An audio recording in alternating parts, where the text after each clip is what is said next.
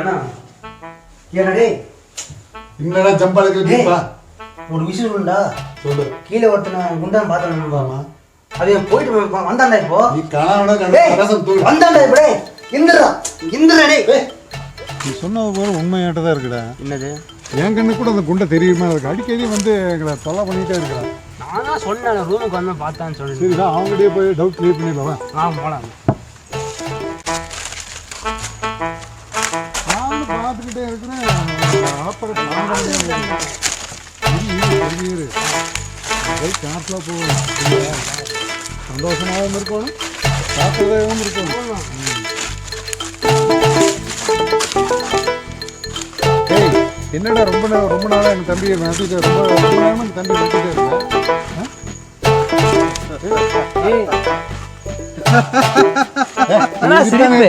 தெரியும் பல்ல